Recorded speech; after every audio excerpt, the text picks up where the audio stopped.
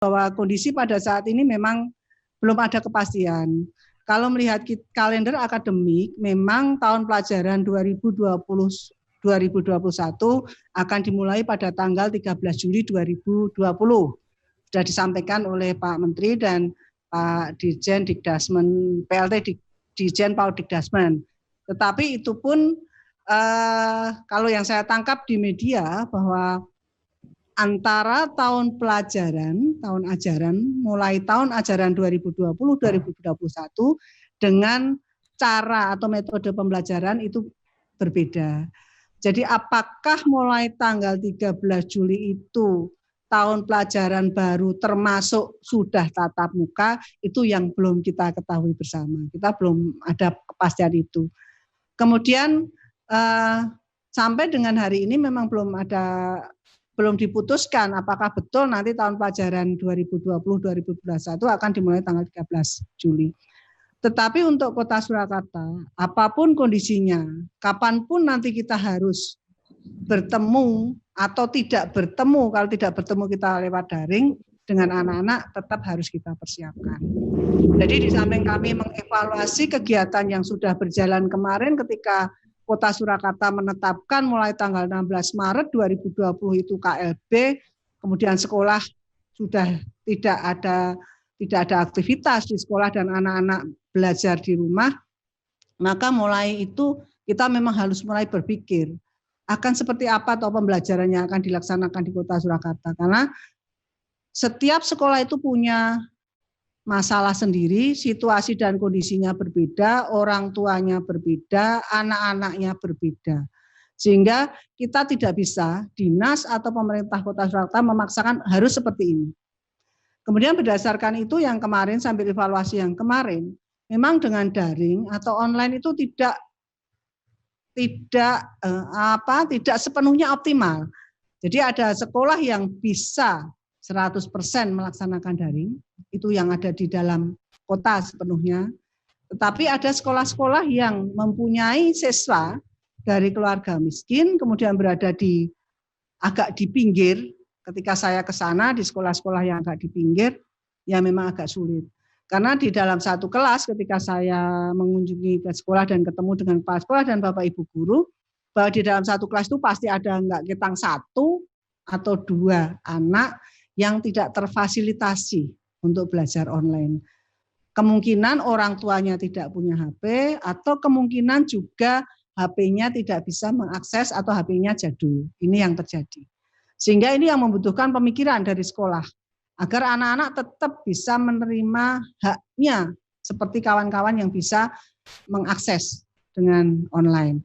Sehingga sekolah memang harus berpikir. Kemudian saya tanyakan kepada beberapa sekolah, memang mereka punya strategi masing-masing. Ada beberapa sekolah yang home visit, karena anak-anak itu rumahnya dekat. Yang SD kan rumahnya dekat-dekat, kalau yang SD dengan sistem zonasi ini cukup menguntungkan sebenarnya dengan situasi ini. Guru kelas atau guru mapel bisa ke rumah anak-anak itu, mengunjungi anak-anak home visit. Kemudian ada juga sekolah yang menggunakan WA group, kemudian gedok tularkan kalau ada yang tidak punya. Kemudian ada yang materi itu disampaikan oleh Bapak Ibu guru, ini untuk tingkat SMP, dititipkan di pos satpam sehingga orang tua diminta untuk mengambil materi itu ataupun mungkin kalau ada tugas. Ini ada beberapa macam cara yang dilakukan sekolah menyesuaikan dengan situasi dan kondisi sekolah tersebut. Kita tidak bisa harus seperti ini, memang tidak bisa seperti itu. Kemudian berdasarkan itu, ini kan sudah mendekati untuk SD, SMP ini sudah mendekati untuk pengumuman kelulusan. SMP besok pagi, edaran saya hari ini, saya sudah keluarkan edaran bahwa pengumuman akan dilaksanakan besok sore. Itu pun tidak sama. Ada sekolah yang bisa mengumumkan nanti secara online. Tapi ada sekolah yang mungkin nanti harus mendatangkan orang tuanya. Tapi kalau SMP kemungkinan akan lebih banyak yang online. Tetapi kalau SD tadi saya keliling, memang ada beberapa yang tetap harus menghadirkan orang tuanya dengan protokol kesehatan yang ketat. Jadi sebenarnya kalau judulnya Dakdikduk itu ya rotok medeni Mas Daryono, itu menurut saya. Sehingga ya kalau saya kesiapan kita saja untuk mempersiapkan sekolah, kalau sudah mempersiapkan sekolah itu tentu kita mempersiapkan sarana prasarananya, mempersiapkan gurunya, kepala sekolahnya. Kalau saya nyawanti-wanti, kapanpun anak-anak bisa masuk ke sekolah dan akan tatap muka dengan Bapak Ibu guru, sekolah, Bapak Ibu guru, kepala sekolah harus sudah siap. Sehingga yang dilakukan oleh sekolah-sekolah di Kota Surakarta sekarang, mulai dari TK, SD maupun SMP, saya tidak bicara SMA karena kewenangan kami hanya sampai dengan SMP.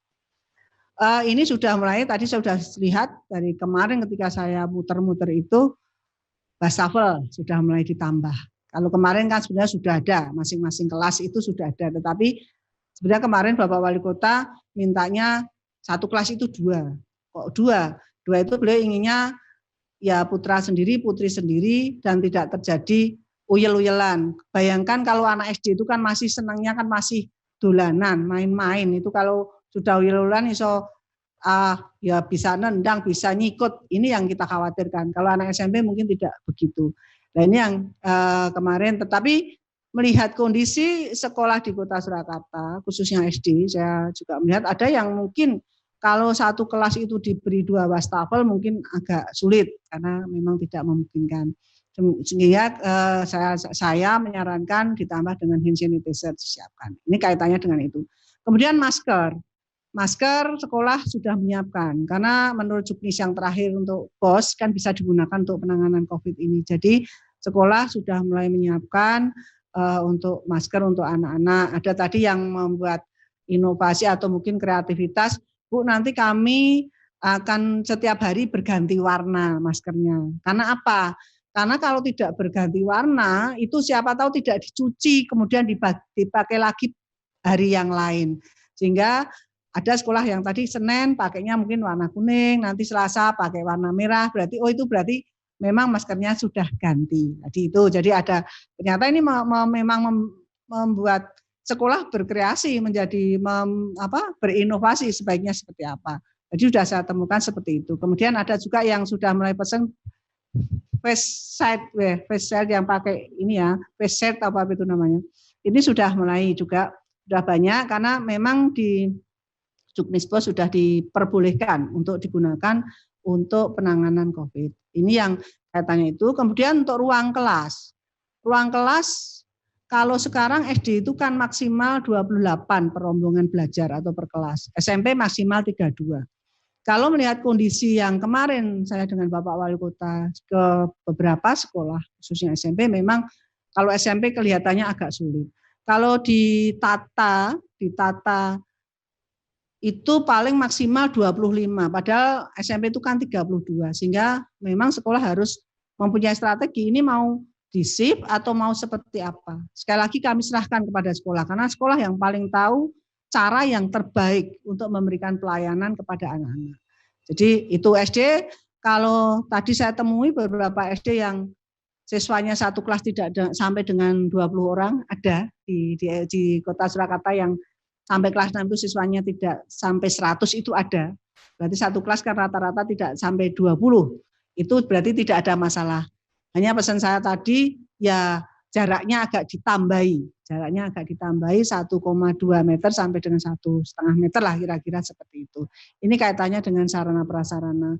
Kemudian saya juga minta karena BOS memungkinkan untuk membeli, silahkan beli termogan untuk nanti untuk anak-anak. Di samping itu dari pemerintah Kota Surakarta, di Bapak Wali Kota juga akan memberikan bantuan kepada sekolah-sekolah di Kota Surakarta wastafel untuk menambah wastafel sehingga ya harapannya anak-anak antrinya tidak terlalu lama dan tidak, yang kami khawatirkan memang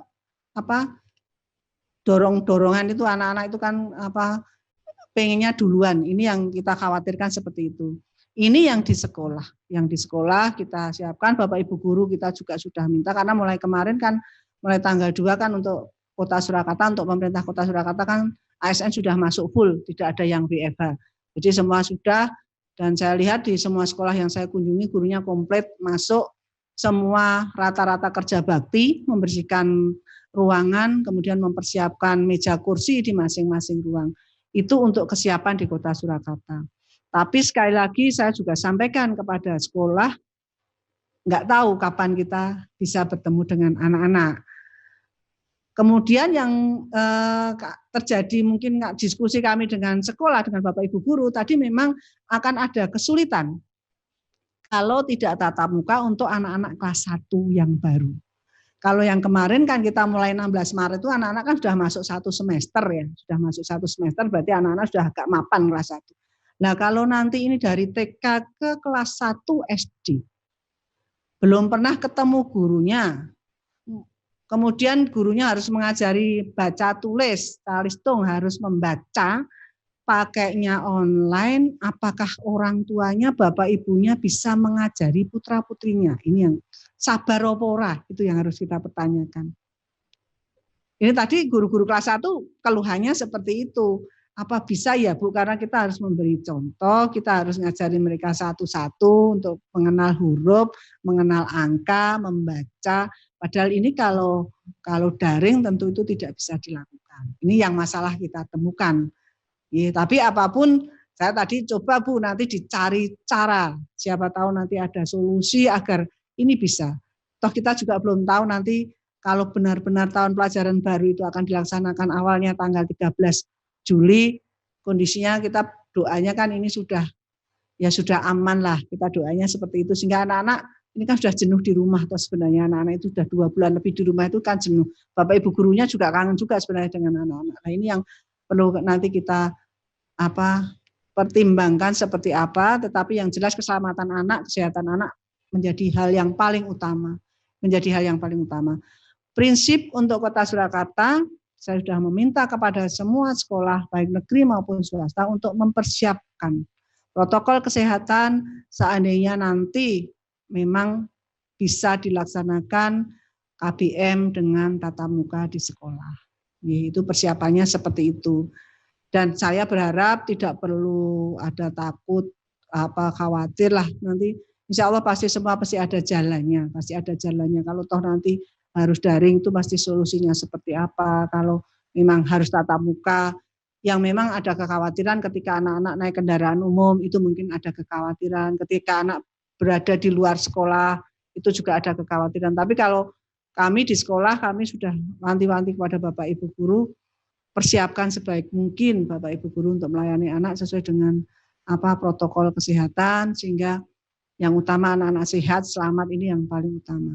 Kalau memang nanti masih sesuai kemarin kan Bapak Wali Kota mengusulkan mungkin bisa dilaksanakan di Januari 2021 sesuai dengan juga rekomendasi dari Ikatan Dokter Anak Indonesia.